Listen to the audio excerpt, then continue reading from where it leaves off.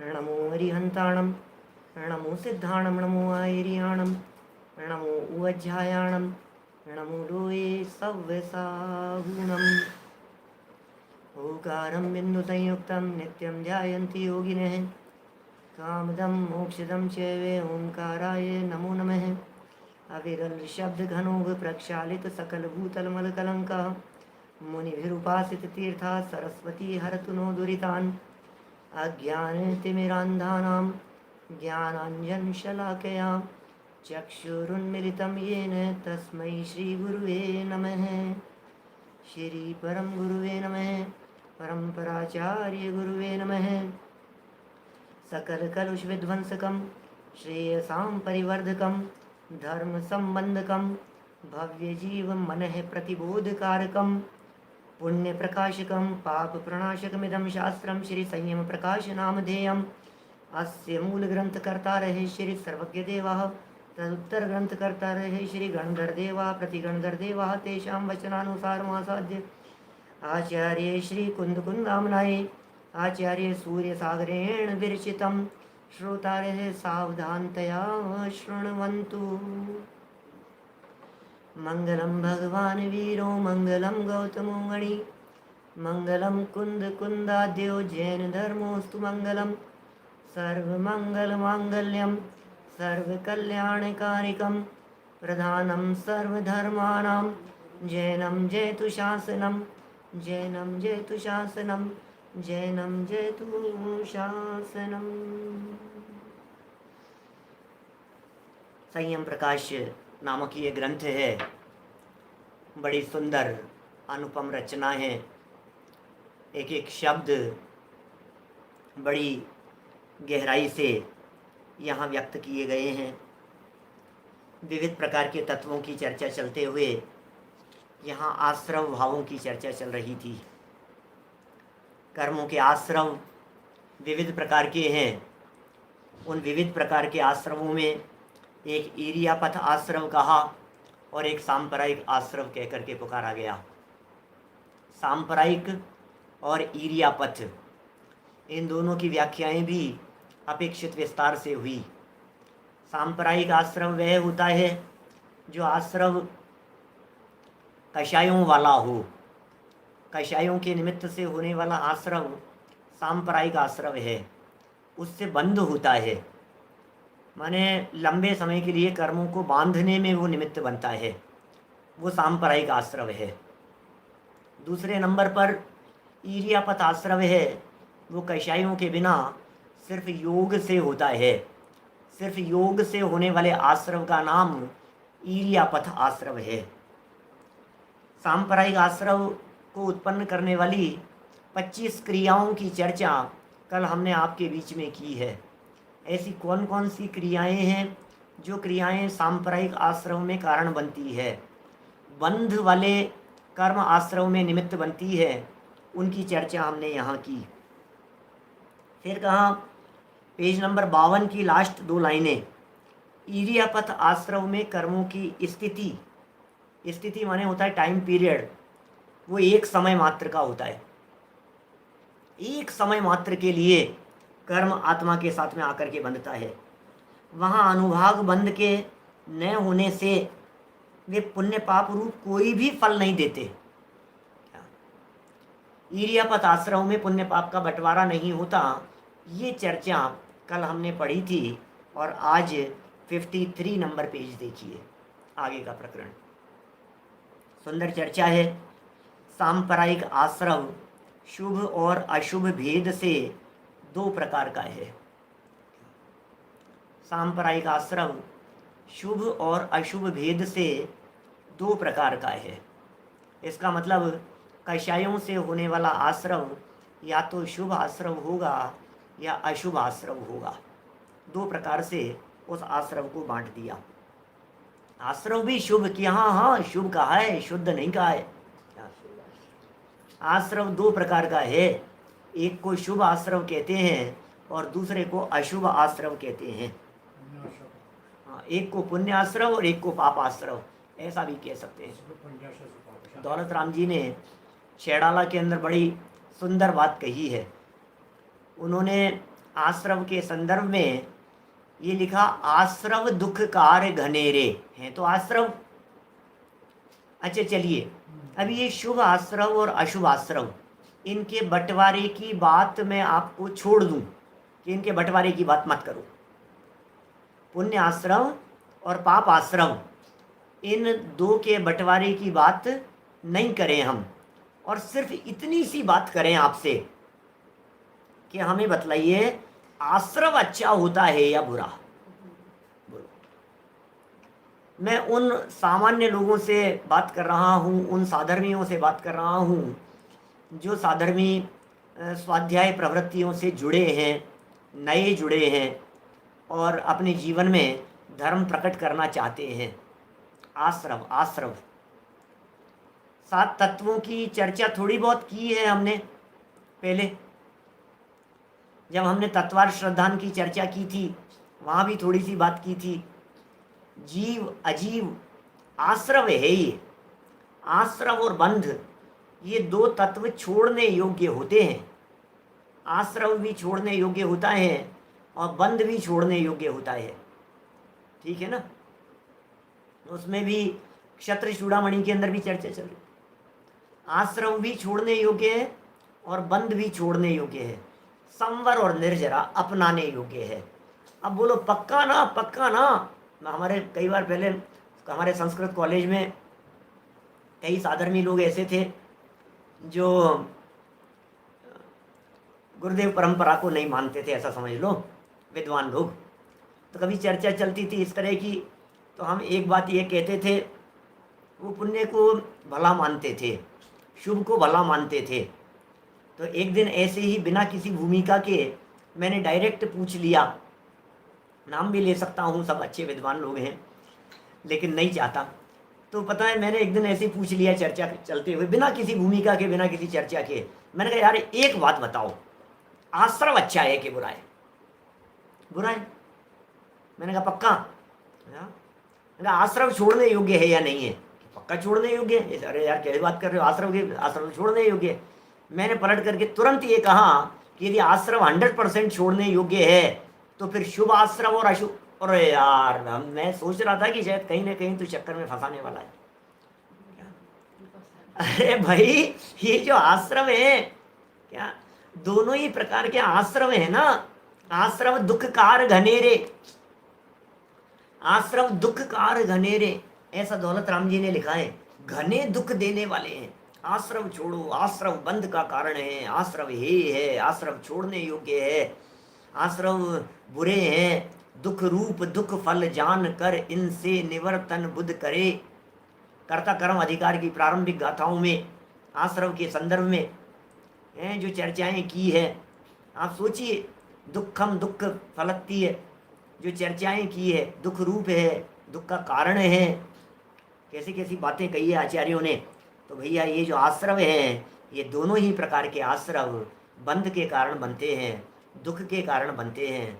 कि साहब क्या बात कर रहे हो, पाप आश्रव अशुभ आश्रव तो दुख का कारण होगा, पुण्य आश्रव तो नहीं होगा। ये सब चर्चाएं ये बताने वाले हैं आगे चल करके जब प्रकरण आएगा, लेकिन समय लगेंगे अभी उनमें, महीनों लग जाएंगे वहां तक पहुंचने में। एक आध महीना तो मामूली बात है उस जगह तक पहुंचने में, 1-1.5 महीना लग सकता है। माने ये सब आगे चल करके अपने आचार्य सूर्य सागर जी महाराज ये बराबर इन बातों को सबको खोलने वाले हैं बड़े अच्छे ढंग से। आपको इतनी प्रसन्नता होगी, आपको लगेगा कि ये क्या कह रहे हैं, पुण्याश्रम को एक एक करके लिख रहे हैं कि हाँ और क्या, जिनागम है, जिनवाणी की बातें हैं, ये है तो है, इसमें क्या है, तो छोड़ दें क्या साहब, छोड़ दें क्या? सुनो, तुम्हारे छोड़ने से छूटता नहीं है, ग्रहण करने से ग्रहण होता नहीं है। छोड़ने योग्य है ये समझा जाता है और आत्मा के अवलंबन लेने पर वो आश्रम अपने आप छूट जाता है। देखिए यहाँ सांप्रदायिक आश्रव शुभ और अशुभ भेद से 2 प्रकार का है, ये लिखा। फिर कहा मन वचन काय की शुभ रूप प्रवृत्ति से, मन वचन काय की शुभ रूप प्रवृत्ति से शुभाश्रव होता है, वह पुण्य बंध का कारण होता है। मन में आपके अच्छे भाव चल रहे हैं, वचन अच्छे बोल रहे हो, काय की आपकी अच्छी प्रवृत्ति है, जब मन वचन काय की योग्य प्रवृत्ति होती है, अच्छी प्रवृत्ति होती है, शुभ रूप प्रवृत्ति होती है, माने ऐसा कह सकते हैं षट आवश्यकों रूप प्रवृत्ति होती है, देवगुरु धर्म के समागम रूप प्रवृत्ति होती है, पंच परमेष्ठियों के समागम और सानिध्य रूप प्रवृत्ति होती है, जिनेन्द्र देव के दर्शन, तीर्थ क्षेत्रों का में पदार्पण, वहाँ जाएं, क्षेत्रों के दर्शन करें, जिन प्रतिमाओं के दर्शन करें, जिनवाणी को पढ़ें, पढ़ाएं, समझें, समझाएं, ये सारी जितनी भी चीज़ें हैं, इन सब का नाम है शुभ।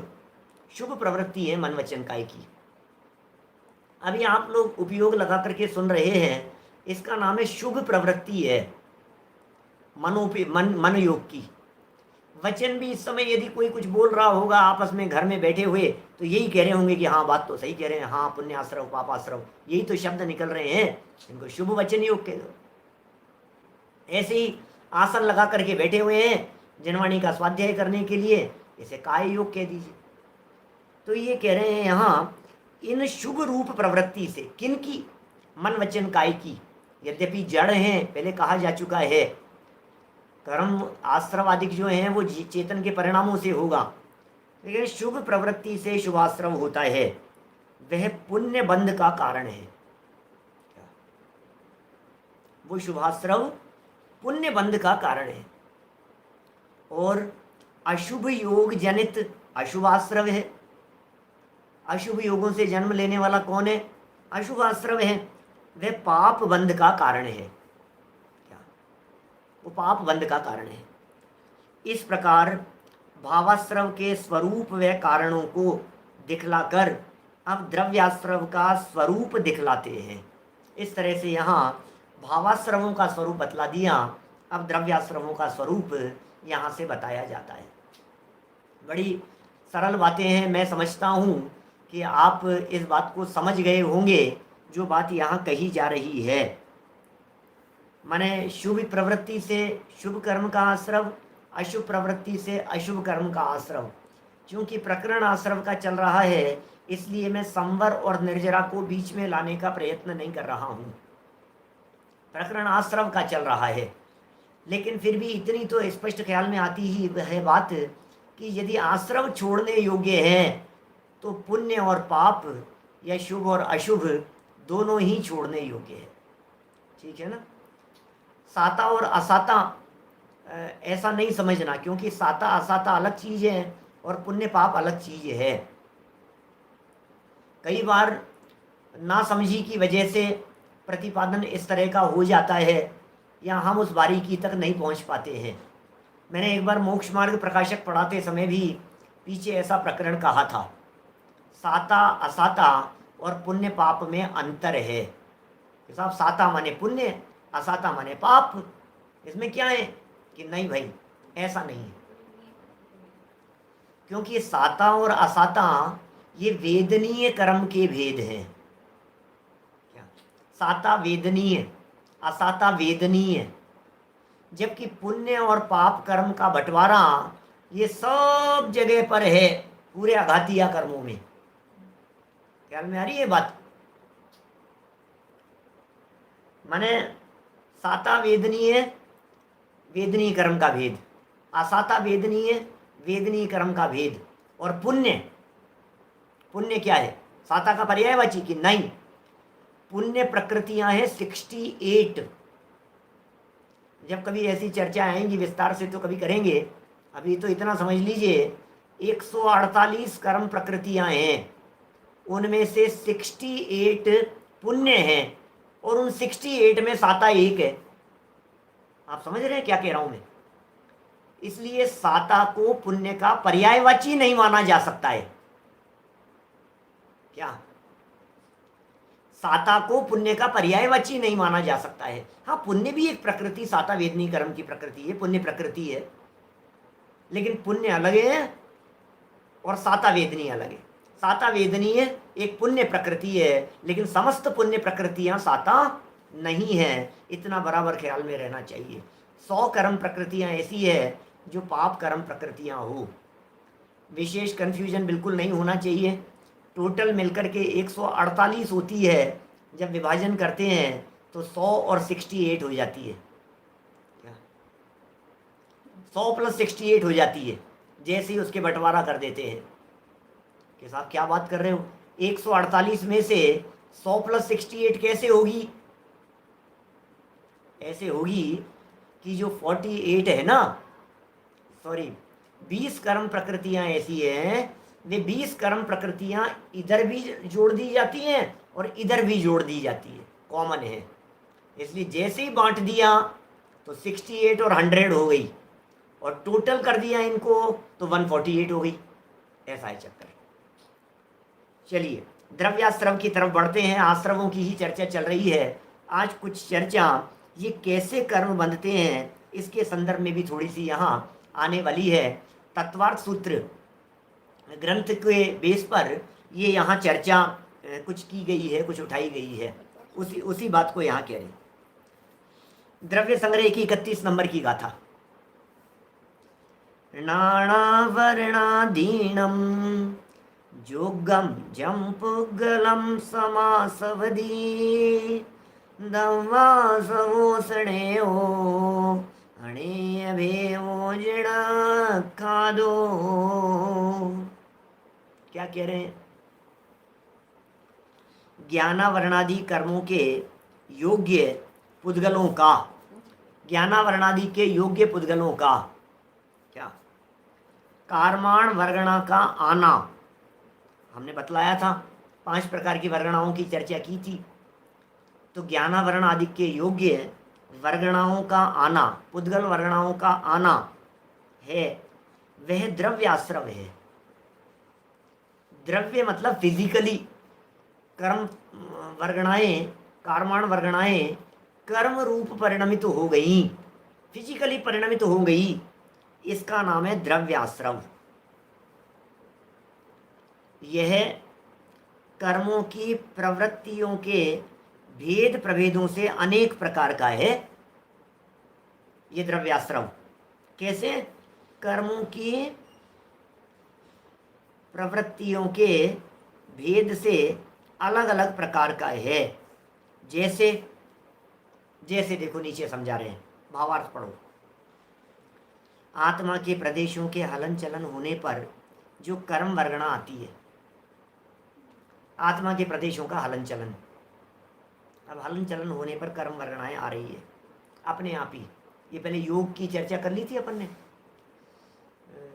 जिसमें ये अपन ने कहा था ना, काय वांग मनः कर्म योग है, आश्रव है, काय वांग मनः कर्म योग है। फिर योग चंचलता कही थी। मन वचन काय को योग कहा जाता है उपचार से। असली योग होता है आत्म प्रदेशों की चंचलता, वो असली योग है। ये सब चर्चाएं अपन कर चुके थे। मैं वापस याद दिलाता रहता हूँ, पक्की होती रहे अपने दिमाग में। वह आते ही मन वचन और काय की जैसी प्रवृत्ति थी, क्या मन वचन काय की जैसी प्रवृत्ति थी, माने योगों की जैसी प्रवृत्ति थी, उसी के अनुकूल स्वभाव वाली हो जाती हैं। अभी समझना क्या कह रहे हैं। टोडरमल जी साहब मोक्ष मार्ग प्रकाशक ग्रंथ पेज नंबर 26-27 का प्रकरण, प्रकृति और प्रदेश बंध योग से होता है, स्थिति और अनुभाग बंध कषाय से होता है। अभी ये नीचे बंध में समझाएंगे। अभी प्रकृति प्रदेश स्थिति अनुभाग की चर्चा नीचे आएगी, तब अपन करेंगे विस्तार से। अभी सिर्फ इतना हम यहाँ समझा रहे हैं आपको। इतना समझ लीजिए कि मन वचन काय इन योग के निमित्त से प्रकृति और प्रदेश बंध होता है। वापस, मन वचन काय योग के निमित्त से प्रकृतियों में बंटवारा होता है। कौन से ज्ञानावरण रूप प्रकृति होगी? मन वचन काय योग से आत्म प्रदेशों की चंचलता से जो आए थे ना कर्म, ऑटोमेटिक है प्रक्रिया। भी आश्रम की चर्चा चल रही है, तो मन वचन काय से उसमें क्या परिस्थिति बनेगी? बोले कौन सा ज्ञानावरण, कौन सा दर्शनावरण, कौन सा मोहनीय, कौन सा अंतराय, वेदनीय, आयु, नाम, गोत्र, किस किस प्रकार के कर्म, अलग अलग प्रकार के, बोले उनका जैसा जैसा स्वभाव है, क्या देखो क्या कह रहे हैं ये, भावाश्रव पूर्वक द्रव्याश्रव होता है, या पूर्वक क्या कहें, भावाश्रव ही असली आश्रव है, और कर्म प्रकृतियों की अपेक्षा से जब चर्चा की जाती है तो उन्हें द्रव्याश्रव कह दिया जाता है। क्या देखिए भाई साहब, अध्यात्म जी भाई साहब क्या कह रहे हैं, देखिए ये कह रहे हैं आत्मा के प्रदेशों के हलन चलन होने पर जो कर्म वर्गणा आती है वे आते ही मन वचन और काय की जैसी प्रवृत्ति थी, क्या जैसी मन वचन काय की प्रवृत्ति थी उसी के अनुकूल स्वभाव वाली हो जाती है, उसी के अनुकूल स्वभाव हो जाता है उसका ऑटोमेटिक। आयु कर्म तो एक बार बंधेगा, बाकी साथ में बराबर वो बंटवारा हो जाएगा उनका। माने हमारी प्रवृत्तियां कितना बड़ा रोल प्ले करती है, आप सोचिए जरा, आप मन में क्या सोच रहे हैं, कैसे कर्म अट्रैक्ट हो रहे हैं, आपकी प्रवृत्तियां कैसी हो रही हैं? आप कैसा बोल रहे हैं, आप कैसा सुन रहे हैं, आप कहाँ बैठे हैं। जिन मंदिर में यदि बैठे हुए हैं तो अलग तरह की स्थिति बनेगी, घर में बैठे हैं तो अलग तरह की, जिनवाणी के सामने बैठे हैं तो अलग प्रकार की, टीवी के सामने बैठे हैं तो अलग प्रकार की। कैसे कैसे ऑटोमेटिक कर्मों में कैसा सेंसेशन है, सोचो आप, क्या ये सेंस है उन कर्म प्रकृतियों में। तो अपने को कोशिश करनी चाहिए कि हमारे मन वचन और काय की प्रवृत्तियां भी बुद्धिपूर्वक योग्य रीति से सही दिशा में काम करें, सोच समझ करके बोलें तो सोच करके बोलें, हैं नहाना धोना खाना पीना, हर प्रवृत्ति में आत्मार्थी की प्रवृत्तियां सब अलग प्रकार की हुआ करती है, हर प्रवृत्ति अलग प्रकार की हुआ करती है आत्मार्थी की, उसका खाना पीना उठना बैठना सोना सब कुछ अलग अलग प्रकार का होता है। ये देखिए क्या कह रहे हैं यहाँ पर, मन वचन काई की जैसी प्रवृत्ति थी उसी के अनुकूल स्वभाव वाली। मैंने अभी एग्जाम्पल देकर के नीचे ज्ञानावरण की चर्चा की है, फिर कह दिया है सब प्रकार की बातें उसके अंदर लगा लेना चाहिए, कौन बांट रहा है, कौन कर रहा है, कौन बंटवारा कर रहा है। पंडित जी साहब ने, जो हमारे गुरु हैं टोडरमल जी साहब, उन्होंने बड़ा सुंदर एग्जाम्पल दे करके दूसरे अध्याय में चर्चा की इस बंटवारे को लेकर के कि ये बंटवारा कैसे हो रहा है। बोले एक घास यहाँ गले से नीचे उतरा, बस तब तक तो तुम्हारा विकल्प था, सप्त धातु रूप से जिस तरह से वो ऑटोमेटिक कन्वर्ट हो जाता है, वैसे ही ये आने वाली कर्म प्रकृतियाँ 7 कर्म प्रकृतियों रूप से ऑटोमेटिक बट जाती है, ऑटोमेटिक बट जाती है 7 कर्म प्रकृतियों में कि साहब आयु बोले वो लाइफ में एक बार। तो कैसे परिणामों से कैसी, बोले कैसे परिणामों से कैसी, इसके लिए तो आपको हमारे कर्म सिद्धांत वाले प्रवचन सुनने पड़ेंगे, कौन से भावों से कौन सी कर्म प्रकृतियां बनती है। क्या कई जगह के प्रवचन हैं, मियामी के हैं, फ्लोरिडा के हैं, नैरोबी के हैं, सिंगापुर के हैं, कर्म सिद्धांत पर न्यू जर्सी के हैं, कई जगहों के प्रवचन हमारे किए हुए सब उपलब्ध हैं। विस्तार से जानना हो तो संक्षेप में थोड़ी बहुत 10-5 मिनट में अभी चर्चा तो करूंगा ही यहाँ पर। कौन से परिणामों से कौन सा, तत्वार्थ सूत्र महाशास्त्र पर जो प्रवचन किए हैं उनमें भी वो चर्चा आई है, 6ठे अध्याय पर प्रवचन करते समय। तत्प्रदोष निन्ह मात्सर्य अंतराया साधनोपघाता ज्ञान दर्शनावरण यो हो, ज्ञानावरण दर्शनावरण कर्म के हेतु बतला दिए, ठीक है ना। सब इसी तरह से मोहनी कर्म की चर्चा करते समय कषायोदया तीव्र परिणाम चारित्र मोहस्य, फिर इसी तरह से दर्शन मोहनी की चर्चा करते समय केवली श्रुत संग धर्म देवा वर्णवादो दर्शन मोहस्य, क्या फिर योग वक्रता विसंवादनम चा शुभस्य नामने तद विपरीतम शुभस्य विघ्न कर्म अंतराय से, सब अलग अलग कर्मों के लिए अलग अलग सूत्र दिए हैं, आयु कर्म के लिए विविध प्रकार के सूत्र दिए हैं। ये सब बातें तत्वार्थ सूत्र के 6ठे अध्याय के अंदर आई है विस्तार से, और उसका ये हवाला दे रहे हैं, उसके बारे में कुछ बातें कह रहे हैं यहाँ पर सावधानी के लिए। बहुत महत्वपूर्ण प्रकरण है, बहुत बहुत महत्वपूर्ण प्रकरण है। बहुत सालों पहले हमने यहाँ जयपुर शिविर में भी चलाया था सर्वार सिद्धि के आधार पर। देखिए 53 नंबर पेज, जैसे किसी पंडित से पंडितों की बात करें, है? जैसे किसी पंडित से संशय निवारणार्थ किसी ने कुछ पूछा, मतलब बड़ी बड़ी गजब की बात है। किसी पंडित से किसी ने कुछ पूछा, काहे के लिए पूछा? संशय निवारणार्थ कुछ पूछा, और पंडित जी ने जानते हुए भी उसका उत्तर नहीं दिया। अब क्या होगा बोलो? अभी बड़ा धर्म संकट खड़ा हो रहा है हमारे माथे पर, क्या बताएं, बहुत बड़ा धर्म संकट है। अब करें करें क्या? ये कह रहे हैं पंडित जी ने उत्तर नहीं दिया, तो अब क्या होगा कि मटका फोड़ो पंडित जी के माथे पे।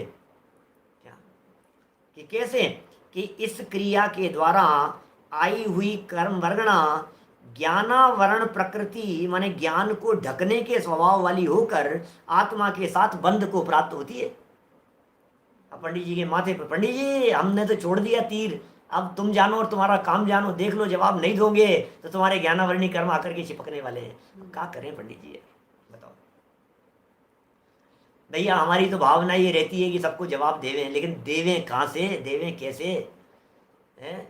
ये जो लिख रहे हैं, अरे सामने यदि कोई खड़ा हुआ व्यक्ति प्रश्न पूछ ले तो जवाब भी दे देवें, लेकिन यहाँ तो रोजाना प्रश्नों की भरमार रहती है, हम खोल नहीं पाते, हम देख नहीं पाते, कई कई दिनों तक हम कहाँ से जवाब देवें, क्या करें? पंडित जी आप जवाब नहीं देते हो, पंडित जी आप जवाब नहीं देते हो, आप देखते नहीं हो, तो क्या करो? ज्ञानावरणी कर्म बांध रहे हैं और क्या करेंगे? अब बंध रहा है भाई भैया, ये तो निर्भर करता है सच में परिणामों के ऊपर। हमारी भावना सच में ऐसी रहती है कि हर व्यक्ति को हर प्रश्न का जवाब मिले। अब जो होना हो सो हो, बाकी तो हर व्यक्ति को जितना बन पड़े, मेरा बस चले तो 24 घंटे को 240 घंटे बना करके और फिर यही करूं, इसके अलावा दूसरा कुछ नहीं। लेकिन है ही 24 घंटे सबके पास में, कोई व्यक्ति क्या कर सकता है? तो लेकिन कितनी सुंदर बात कही है, माने ये अकेला पंडित जी का यहाँ उदाहरण दिया गया है। आप एक बार सोचो इस चीज को। यहाँ ये कह रहे हैं इस प्रकरण के साथ में संशय निवारणार्थ जो ये बात कर रहे हैं, ये कह रहे हैं दुनिया के हर फील्ड में लागू होगी ना। क्या आपके हर फील्ड के अंदर लागू होगी कि नहीं? ये बात सोचो तो सही। कोई भी व्यक्ति आपसे कभी भी कुछ भी पूछता है और आप जवाब नहीं देते हो, आप मुंह बंद करके बैठ जाते हो, आप मुंह सुझा करके बैठ जाते हो, आप गुस्सा होकर के बैठ जाते हो। बच्चे जवाब नहीं देते हैं, अपने साथियों को जवाब नहीं देते, दोस्तों को जवाब नहीं देते, होमवर्क बतलाते नहीं है, क्वेश्चंस को छिपा देते हैं, कुछ ऐसा कर लेते हैं। क्या वैसे कोशिश करता हूँ प्रवचन के अंदर ही सब कुछ बात निपट जाए, आप लोगों को शंका ही नहीं रहे, लेकिन फिर भी इधर उधर की दुनिया भर की बातें तो होती है। देखो क्या कह रहे हैं यहाँ, ये कह रहे हैं आई हुई जो कर्म वर्गणाएं थी, अब मन वचन काय की प्रवृत्ति के कौन देगा यार जवाब, नहीं देना मेरे को, तो नहीं जवाब देना। अरे तो भाई क्या करो, ज्ञानावरणी कर्म बांध रहे हो आप, दूसरे के ज्ञान में बाधा उत्पन्न कराकर ज्ञानावरणी कर्म बांध रहे हो। समझ में आ रही है? दूसरे के आवरण में, दूसरे के ज्ञान में आपने क्या बांध लिया? जब कोई दूसरे का ज्ञान था और दूसरा ज्ञान बढ़ाना चाहता था, आपने उसमें व्यवधान खड़ा कर दिया। ये बात जैसी इन्होंने कही है, अगला एक वाक्य दे दिया, इसी प्रकार अन्य भी समझना। अभी तक तो मटका फोड़ने की सोच रहे थे पंडित जी के माथे पर, अब ये बात कह रहे हैं यहाँ दुनिया के हर काम में अलग अलग जाति के कर्म बंधते हैं, इसी प्रकार अन्य भी समझना। इसका मतलब समझे आप ये क्या कह रहे हैं? इसी प्रकार अन्य भी समझना, माने जिस तरह से ज्ञानावरणी बंधता है उसी तरह से दर्शनावरणी बंधता है, उसी तरह से मोहनी बंधता है, क्या उसी तरह से अंतराय कर्म बंधता है। आप दूसरों को व्यवधान नहीं पहुंचाएं, यदि दूसरों के कार्य में आप व्यवधान पहुंचाने की चेष्टा कर रहे हैं तो आपको अंतराय कर्म बंध रहा है। फिर डिपेंड करता है कौन से कार्य के अंदर कितना व्यवधान। जैसे कभी कभी इस तरह के भी प्रश्न आ जाते हैं, बच्चे मानते नहीं है, क्या करें?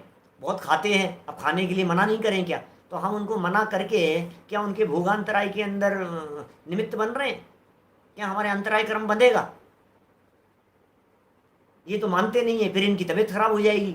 फिर हम इनको दवाई देवें कि नहीं देवें, फिर क्या करें, कैसी परिस्थिति बनेगी। अब सोचता है व्यक्ति, अनेक प्रकार से इस प्रकार की बातें आ जाती है उसके दिलो दिमाग में, बहुत बातें आती है उपयोग में कि साहब फिर क्या करें, फिर हमारे तो कर्म नहीं बन रहे हैं। अब बहुत सारे साधर्मियों की इस प्रकार की शंकाएं रहती है, पंडित जी अब क्या करें, अब ये रात को खाना खाना चाहते हैं और हम इनको डालते नहीं हैं, तो अब उनके भोग में तो अंतराय पड़ ही रहा है ना खाने में, तो अब क्या करें, देवें कि नहीं देवें, और देते हैं तो हमें अनुमोदना का पाप लग रहा है, अब हम तो दोनों ही तरफ फंस गए हैं। अरे भाई बहुत तरह की बातें हैं यहाँ जो चर्चा चल रही है, इसके साथ में अभी कषाय को जोड़ेंगे तब जाकर के असली निचोड़ निकलेगा। अभी तो सिर्फ कर्म वर्गणाएं ज्ञान को ढकने वाली आई है, लेकिन यदि तुम्हारा परिणाम ये था कि इसे पता नहीं लगना चाहिए, इसे ज्ञान नहीं होना चाहिए, क्या सचिन जी, ये जो ज्ञानावर्णी दर्शनावर्णी के आश्रम के कारण है, तत्प्रदोष निन्ह मात्सर्यांतराया साधनोपघाता ज्ञान दर्शनावरण यो हो, आपका इंटेंशन किस तरह का है, आपके मन में भाव किस तरह के हैं, ये कहते हैं संभालो भैया, ज्ञान के ऊपर आवरण मत आने दो, ज्ञान की चीज़ों में विघ्न उत्पन्न मत करो, खूब ज्ञान बढ़ाओ, खूब ज्ञान बांटो, खूब लोगों को पढ़ाओ, खूब लोगों को सिखाओ, पढ़ने के लिए प्रेरित करो, सुनने के लिए प्रेरित करो, समझाने के लिए प्रेरित करो, समझने के लिए प्रेरित करो, क्या प्रेरणा दो, स्वाध्याय की प्रेरणा दो, धर्म धर्मायतनों से जुड़ने की प्रेरणा दो, बच्चों को बैठ करके कहानी सुनाओ, स्टोरियाँ उनको सुनाओ, छोटी छोटी सी तत्व ज्ञान से जोड़ो, पाठशालाओं के अंदर पढ़ाओ, पाठशालाएं लगवाओ, जिनवाणी छपवाओ, जिनवाणी बंटवाओ, जिनवाणी घर घर में पहुंचाओ, ज्ञान के शिविर लगाओ, जितना बन पड़े, मतलब ज्ञान की आराधना के लिए जितने साधन हो सकते हैं, किताब बांटो, कॉपियाँ बांटो, पेन बांटो, पढ़ाओ, पढ़ने के लिए कहो, लिखने के लिए कहो, शिविरों के अंदर कक्षाएं लगाओ अलग अलग प्रकार की, तो जितना जो ज्ञान की आराधना के लिए काम हो सकते हैं, उससे आपका ज्ञानावर्णी नाम का जो कर्म है वो सब बराबर छटता है। कह दिया यहाँ एक उदाहरण दे करके, पंडित जी को तो कह दिया क्योंकि पंडित जी बुरा नहीं मानते हैं ना, आपका नाम थोड़ी ना ले सकते थे किसी का सामने से, क्या, इसलिए पंडित जी की बात कह दी और ज्ञान के प्रसंग में बात कह दी है, और फिर लेकिन ये कह दिए इसी प्रकार अन्य भी समझना। अब आपके वेदनीय कर्म में लागू करके देख लीजिए, आपके नाम कर्म में लागू करके देख लीजिए, अंतराय कर्म में लागू करके देख लीजिए, मतलब जहाँ जहाँ आपको लगता हो। अब जैसे अंतराय की बात कही, अब अंतराय में लेवल बनाइए अलग अलग प्रकार के।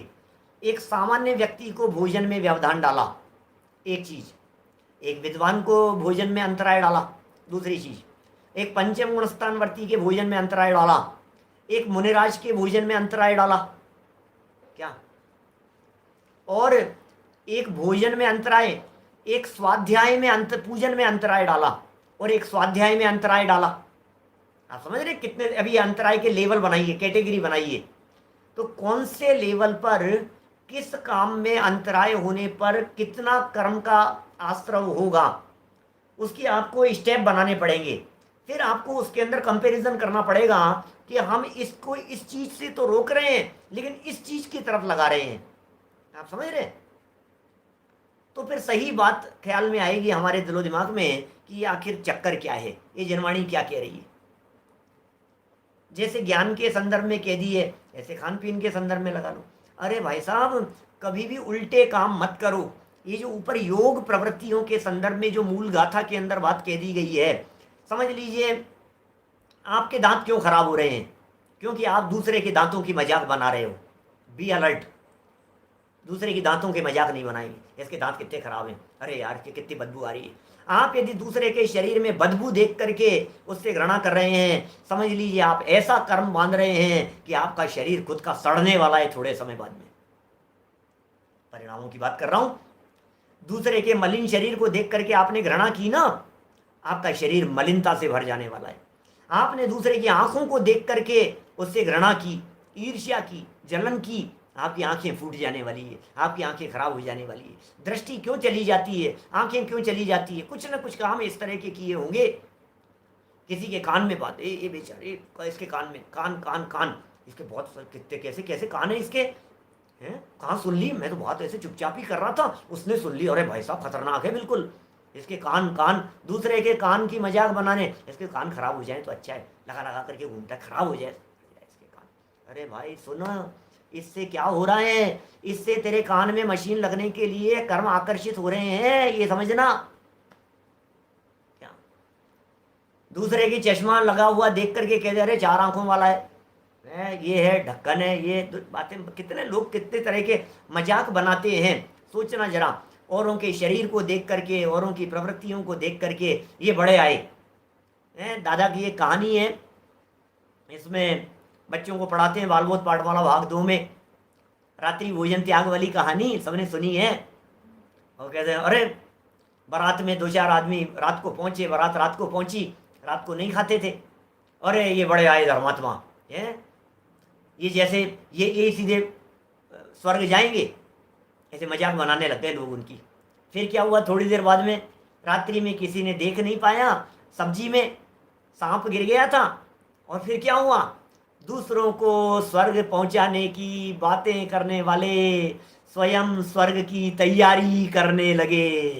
लो समझ में आ रही है बात। दूसरों को स्वर्ग पहुंचाने की बातें कर रहे थे, बड़े आए रात को नहीं खाएंगे तो जैसे स्वर्ग जाएंगे, रात को नहीं खाएंगे तो जैसे स्वर्ग जाएंगे। तो तुमने क्या किया ऐसा करके क्या किया, ऐसे कर्म बांध लिए कि स्वर्ग जाने की तुम्हारी तैयारी चालू हो गई। किसी के कोरोना हो गया, अब तुम उसकी मजाक बनाते रहो, ये हो गया क्या है, अच्छा है, और जाओ और करो ऐसा। तो तुमने उसकी बनाई ना, अब समझ लो नेक्स्ट नंबर तुम्हारा आने वाला है। ये कर्म सिद्धांत समझा रहे हैं, ये योग प्रवृत्ति को समझा रहे हैं, ये लाइफ सुधारने की बात कर रहे हैं, जीवन सुधारने की बात कर रहे हैं। फिर धीरे धीरे अभिप्राय सुधारने की बात करेंगे। अभी आश्रम संबंधी प्रकरण चल रहा है ना, लेकिन कितना महत्वपूर्ण प्रकरण है बतलाओ। बातें कितनी छोटी छोटी सी है, लेकिन कितनी समझदारी की है। हम तो रोजाना देख देख करके ये बहुत अच्छा है, ये बहुत खराब है, इसने ऐसा कर दिया, उसने ऐसा कर दिया, वो नालायक, उसको ऐसा नहीं करना चाहिए था, बैठे बैठे कर्म बांधता रहता है, खोटे कर्म। और क्या है हमारे पास में काम, क्या है इन सारी बातों के अलावा, यही तो होते रहते हैं। लेकिन यहाँ सिखा क्या रहे हैं, इसी प्रकार अन्यत्र जानना, इस शब्द में कितनी गहराई छिपी हुई है, जरा एक बार उसकी गहराई में जाकर के तो देखिए। इसी प्रकार माने क्या, जैसे ज्ञान के लिए रोका गया है, ऐसे पूजन के लिए रोका था। जैसे यहाँ ज्ञान के लिए जवाब नहीं दिया गया है, इसी तरह से किसी और काम में आपने अंतराय डाल दिया है। शरीर के पीछे पड़ा हुआ था, बोलो नहीं, कहते हैं दूसरे के लिए खाई खोदता है तो खुद उसमें गिरता है पहले। कुआं खाई ऐसे खोदने की चर्चाएं समझ लो, या क्रोध की जैसी बात कह रहे हैं, हाथ में ऐसे आया और आपने जलाया तो अपना हाथ तो पहले जलेगा, जलते हुए अंगारों से जलाने का प्रयत्न करेंगे तो क्रोधानल से जब जला हृदय चंदन ने कोई ने काम किया। कितनी कितनी बातें एक एक स्टेप पर सिखा रहे हैं, हर कदम पर सिखा रहे हैं, चलना सिखा रहे हैं, बोलना सिखा रहे हैं। भैया मधुर वाणी का प्रयोग करो, भैया अच्छा बोलो, भैया जिन वचनों के अनुसार बोलो, भैया कम से कम वचनों में तो ये कहो कि खूब प्रभावना होवे, भैया वचनों में तो ये कहो खूब प्रभावना होनी चाहिए, खूब प्रभावना होनी चाहिए। घर घर चर्चा रहे धर्म की, दुष्कृत दुष्कर हो जावे। भावना तो ये भाव, कभी ये भावना मत भाना ये रुक जाए, कभी ये भावना मत भाना ये धारा नहीं चलनी चाहिए, ये धारा रुक जानी चाहिए, इनके साथ ऐसा हो जाना चाहिए, इनको ये सब बंद कर देना चाहिए, मत करो। कैसी भी परिस्थिति बन जाए, जब तक जान है हम मना नहीं करेंगे, समझना। रमेश चंद जी बांझल साहब हैं, हमारे पंडित जी साहब प्रतिष्ठाचार्य इंदौर के, बहुत अच्छे सरल स्वभावी विद्वान हैं। प्रतिष्ठाचार्य प्रशिक्षण शिविर के लिए जयपुर आए थे बहुत बरसों पहले, हमारे गुरु हैं ऐसा समझ लो आप। तो बहुत सारी बातें उनसे सीखी। बोले नया मंदिर का निर्माण कराओ, वेदी बनाओ, लेकिन कभी वेदी को तोड़ना नहीं। कि साहब शिफ्ट कर दिया हमने, क्या करें? बोले हम बनाते हैं, हम तोड़ते नहीं हैं। सोचिए जरा, छोटी छोटी सी बातें हैं, हम बनाते हैं लेकिन तोड़ते नहीं हैं। हम मंदिर बना सकते हैं लेकिन हम उसको विध्वंस नहीं कर सकते। कि साहब ठंडा कर दें क्या इसको ठंडा करके, नहीं, हम ठंडा नहीं करते हैं। आप समझ रहे हैं? माने छोटी सी बात है और कुछ नहीं है। वाक्य छोटा सा कहा है मैंने, लेकिन इस छोटे से वाक्य के अंदर बहुत गंभीर रहस्य छिपा हुआ है। कि साहब क्या करें, इसको जला दो, बहा दो। अखिलेश भाई 2011 की बात है क्या? पता नहीं, मैं तो भूल गया, हो गए 10 साल लगभग। मई जून की तो बात थी, पूरे पूरे 10 साल हो गए। देखो क्या कह रहे हैं यहाँ, ये कह रहे हैं ज्ञानावरण प्रकृति रूप माने ज्ञान को ढकने के स्वभाव वाली होकर। कैसे हुई ये सब, ज्ञान को ढकने के स्वभाव वाली कैसे हुई है? क्योंकि आपने क्या किया, मन वचन काय की आपकी प्रवृत्तियां ऐसी हुई, ये बंद हो जाए, क्या इनके कोरोना हो जाए यार, इनके प्रॉब्लम हो जाए, इनका काम बंद हो जाए, इनके द्वारा प्रभाव ना बंद हो जाए, इनकी जनवाणी नहीं जाए, ये जनवाणी नहीं पड़े, इनको नहीं मिले। अरे भाई कैसी बातें सोचते हो, कैसी बातें सोचते हो। वो मेरी भावना का क्या होगा, घर घर चर्चा रहे धर्म की, दुष्कृत दुष्कर हो जावे, ज्ञान चरित उन्नत कर अपना, मनुज जन्म फल सब पावे। बोलो है कि नहीं ऐसी बात? होकर आत्मा के साथ बंध को प्राप्त होगी, इसी प्रकार अन्य भी समझना। इस गाथा के अनुसार, इस गाथा के अनुसार आत्मा के प्रति कारमाण वर्गणा का आना ही द्रव्याश्रव है। क्या इस गाथा के अंदर जो बात कही है, द्रव्य संग्रह, कितनी बार ऐसा लगता है ना अपने को द्रव्य संग्रह पढ़ रहे हैं, द्रव्य संग्रह पढ़ रहे हैं अपन लोग, बीच बीच में कितनी गाथाएं द्रव्य संग्रह की यहाँ उद्धृत की है। आगे चल करके देखेंगे आप तो बहुत अलग अलग तरह की आएगी, भगवती आराधना की आने लगेगी बहुत सारी, मूलाचार की आने लगेगी बहुत सारी, ऐसा है। तो इस गाथा के अनुसार आत्मा के प्रति कार्मण वर्गणा का आना, आना योग से, 15 प्रकार का योग कहा था ना, 4 प्रकार का वचन योग, 4 प्रकार का मनोयोग और 7 प्रकार का काय योग। क्या तो इस तरह से ये द्रव्याश्रव है।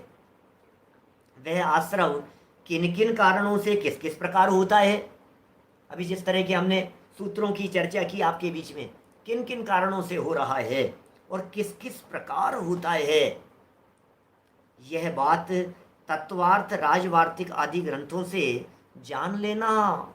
क्या बताएं आपको, तत्वार्थ राजवार्तिक का मतलब तत्वार्थ सूत्र की टीका। चर्चा तो पूरी उमा स्वामी आचार्य ने तत्वार्थ सूत्र में कर दी, संक्षेप में कर दी। कितने ही लोग पूछते रहते हैं कि साहब मर करके सर्प कैसे हो जाता है, मर करके बिच्छू कैसे बन जाता है, ये देवगति में कैसे चला जाता है, ये व्यंतर कैसे बन गया है। क्या ऐसे हो जाते हैं, ये पुण्य काम तो कर रहे हैं, अच्छे काम तो कर रहे हैं, लेकिन खोटी भावना से कर रहे हैं, व्यंतर बन जाता है। बोलो मर करके व्यंतर कैसे बन गए, क्या काम किया साहब इन्होंने, ये व्यंतर कैसे हो गए। व्यंतरों के लिए क्या है, वैमानिक देव बनने के लिए क्या है, मनुष्य आयु कर्म के आश्रम क्या है, मायाचार, मायाचार के परिणाम रखता है, त्रियंज में जाने के काम हो जाते, माया तिरेक योनस्य स्वभाव मार्दवम चे, मनुष्य गति के आश्रमों की बात कह दी, देवायु के आश्रम के कारण बात कह दी। अल्प आरंभ परिग्रहत्व मानुष्य से आयुष है, स्वभाव मार्दवम चे, स्वभाव की सरलता भी मनुष्य आयु के आश्रम का कारण है, देवायु के आश्रम का कारण भी बन जाती है। सराग संयम, संयमा संयमा काम निर्जरा बाल तपांसी देवस्य, ये देवायु के आश्रम के कारण कह दिए। सम्यक्त्वम चे, और सम्यक दर्शन देवायु के आश्रम का कारण बन जाता है। तो कितनी कितनी तरह की बातें हैं। बहुआरंभ परिग्रहत्वम नारकस्य आयुष है, बहुत आरंभ और बहुत परिग्रह रखने का परिणाम, ज़्यादा परिग्रह ही नहीं, ऐसा थोड़ी ना कि जितने संपन्न लोग हैं जिनके पास में परिग्रह बहुत हैं वो सब मर के नरक में जाएंगे।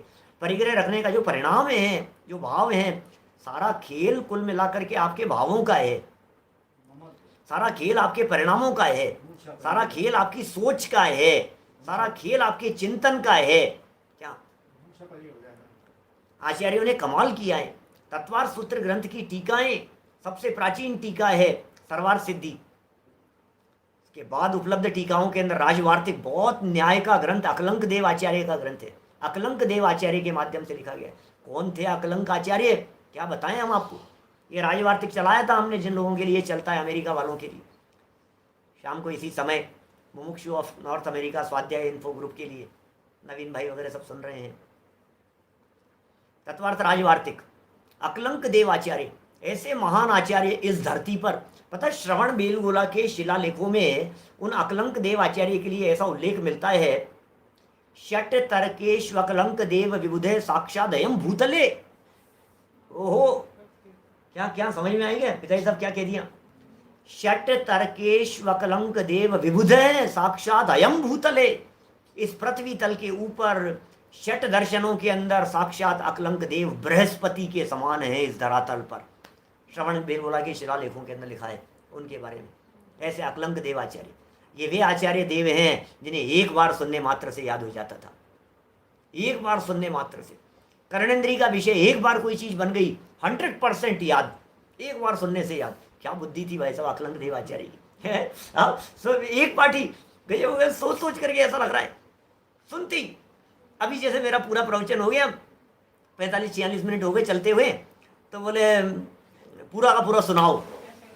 तो मैं तो क्या, पिताजी साहब भी सामने बैठे हुए हैं, हमारा पूरा खानदान, सारे ऊपर से नीचे तक, एड़ी से चोटी तक का जोर लगा ले हुए, सारे श्रोता अपन सब लोग मिलकर के लगा ले हुए, तो हम कुछ करने में समर्थ नहीं है। रिपीट हो ही नहीं सकता, रिपीट हो ही नहीं सकता है। वो बात हम बोल ही नहीं सकते हैं जो बात हमने बोल दी है। क्या आप हमसे कह दो ना कि पंडित जी वो कल परसों जो आपने कोरोना के बारे में बोली थी ना, एक बार दोबारा बोल दो आप, हम नहीं बोल सकते सच में। अरे भाई इसी का नाम तो स्वतंत्रता है, यही तो जनवाणी सिखा रही है। जनवाणी यही तो कह रही है कि भाषा वर्गणा अपनी योग्यता से निकलती है। यही तो जनवाणी कह रही है भाषा वर्गणा पुद्गल है, इस पुद्गल का कर्ता तू नहीं है, तेरे बोलने से बोला नहीं जाता है। इस बात को अपने दिमाग में समझ लेना, ये जनवाणी कह रही है। बढ़िया हो जाएगा क्या? बढ़िया बोल सकते हो, बढ़िया हो जाए तो बढ़िया हो जाए, नहीं होए तो नहीं होए, कुछ भी क्या है, कौन क्या कर सकता है बोलो। क्या दोबारा बोलने के अंदर अच्छा निकल जाए तो और अच्छा हो जाए, दोबारा बोलने में अच्छा नहीं होए तो नहीं होए, कौन क्या करे, किसका किसके ऊपर बस चलता है। लेकिन अकलंक देव आचार्य की महिमा की बात कर रहा हूं मैं। कैसी गजब की महिमा है उन अकलंक देव आचार्य देव की, क्या गजब की अद्भुत महिमा है। एक बार सुनते ही याद हो जाए। उनका लिखा ग्रंथ जिसके लिए ये कह रहे हैं, उस ग्रंथ से और भी समझ लो आप, तत्वार सूत्र की जितनी टीकाएं हैं, जहाँ से पढ़ने को मिले, जहाँ से जानने को मिले, मैंने सूत्र बतला दिए आपको। केवली श्रुत संग धर्म देवा वर्ण वादो दर्शन मोहस्य, इस सूत्र के ऊपर तो मैंने देश में इतनी जगह पर प्रवचन किए हैं। आपके इंदौर में कई बार प्रवचन किए, क्या आपके जो वो स्वाध्याय भवन का जो उद्घाटन था, जहाँ अभी ऋषभ जी साहब का देवलोक गमन हो गया है, उसके उद्घाटन के प्रसंग पर जब मैं आया था, तो केवली श्रुत संग धर्म देव अवर्णवादो दर्शन मोहस्य, इस सूत्र के ऊपर 2-3 प्रवचन किए थे मैंने। एक दर्शन मोहनी कर्म कैसे बंधता है, आश्रम का कारण क्या है, बड़ी विचारणीय चर्चा। दर्शन मोहनी कर्म कैसे बांध रहे हैं भाई साहब, और नॉन स्टॉप बंध रहा है, इसका मतलब केवली का अवर्णवाद नॉन स्टॉप कर रहे हो आप, सोचो जरा। भक्तामर मंडल विधान का आयोजन किया था उस समय। चलिए, बहुत सारी बातें हो गई, समय सीमा भी अपनी संपन्न हो चुकी है, और ये लिख दिया इन्होंने, विस्तार के भय से यहाँ नहीं लिखा है, और हम भी ये कह रहे हैं आपसे, समय अभाव के कारण हम यहाँ और कुछ नहीं बतला रहे हैं। आश्रमों के बारे में जितनी बातें कह दी है, उन्हें जान करके फॉर्मूला एक ही है, जीवन सुधार में लगिए, परिणाम सुधार में लगिए, उपयोग के सुधार की बात कीजिए। क्या अपने परिणामों को सुधारिए, अपने मन वचन का योगों को संभालिए, अपने जीवन को उत्कृष्ट बनाने का प्रयास कीजिए, तो सब संभलते चले जाएंगे। जनवाणी के समागम में अपना काल बितलाइए, देव शास्त्र गुरु के समागम में, देव शास्त्र गुरु के सानिध्य में क्या अपने काल को जितना हो सके उतना बिताने का प्रयत्न कीजिए। इस तरह से यहाँ यह आश्रव तत्व संबंधी चर्चा को अपन यहाँ संपन्न करते हैं। बंध तत्व की चर्चा कल अपन प्रारंभ करेंगे।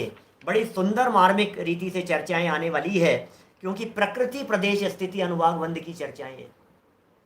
बड़ी मार्मिक चर्चाएं, बड़े मार्मिक ढंग से व्याख्याएं की है। कल यथा समय हम इन बातों को आगे बढ़ाएंगे। आज समय सीमा क्रॉस हुई है लगभग। अभी जनवाणी स्तुति, वो क्लिप जो थी ना वो कोरोना वाली, वो मैंने डाल दी है काट करके, यहीं आपके चैनल पर आपको यहीं मिल जाएगी, आप साधर्मियों तक पहुंचा सकते हैं, लाभ ले सकते हैं। निज निधि निज में बताई, यह अनंत उपकार है, उसके लिए जिन वाणी माँ को वंदना शत बार है। वंदना शतवारे है। 9 वर्णों का। नमो हरिहंताणम, नमो सिद्धाणम, नमो ऐरियाणम, नमो वज्रायणम, नमो लोये सव्यसाय।